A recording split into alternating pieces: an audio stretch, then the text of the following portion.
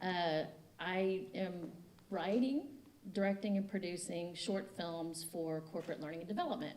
So that's a little bit of a mouthful, but what that means is one of my big clients is Dell, and they are, they have leadership training that historically has been a PowerPoint. This is leadership. You do this and you say this, and they're really more innovative and wanting to really convert that type of messaging into storytelling. So my client at Dell, the way that she puts it is she wants Netflix bingeable content. So that's a big challenge, right? Because you have to connect with your audience. You have to know what they want. You have to bring them in emotionally. So with that said, I want to ask you guys here in the audience, who knows exactly what you want to do when you grow up? Okay, we've got some, that's awesome. And I thought I did too. And I'm going to, rather than really being about advice today or being less about really kind of structurally how I got to where I am, I just thought I would just share my story with you. And let me look at my notes here where we're going with this. Okay, so just by guessing, what do you think I wanted to do when I grew up? Fashion design. Okay. Film industry, okay. What else? Science. What'd you say? Computer science. Computer science, okay, yeah. A nurse or a doctor, yep. A realtor, okay. So those are really great choices and nobody got one. All right, so I'm gonna play you a quick video.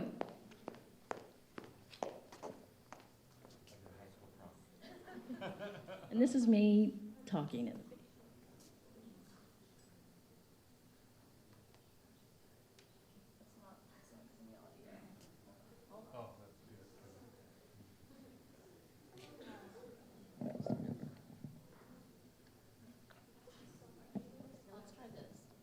He leaned over my paralyzed body on the gurney in the ER and told me Christy is dead. We had been run over by a drunk driver and she was dragged 800 feet. It was our last laugh together at 19 years old. The paralysis was temporary, but the loss we suffered on that cool October night is permanent. That night I learned about perspective. No matter what happens in my life, I lived through that. When you are sad, or let down, or crushed, you cannot spend your energy asking, why me? There is no answer. Instead, simply ask, what do I have to give to the world? My first memory ever was dancing, watching my mom's feet go side to side to the beat. I feel the rhythm, I see the choreography, and I cannot help but move my body.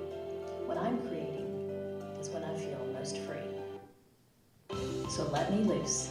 I can always be counted on to be unconventional, to be tenacious, and to bring out the best in others and inspire them. That's what I have to give. How about you?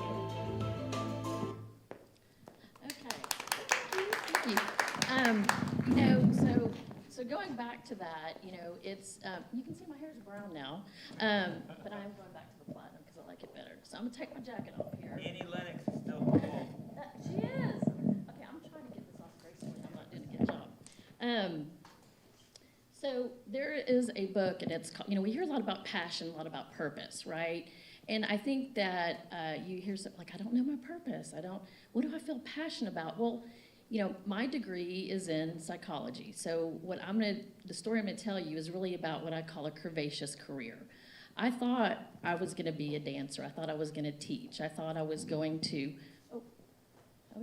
you're raising your hand. I was like, you're raising your hand to me. I thought that I wanted to give dance on Broadway, and I just had to, once that accident happened when I was 19 years old, it really changed the course of my plans, right? So I think what I've learned at now almost 56 is that unexpected things happen, and you have to be adaptive, you have to have perspective.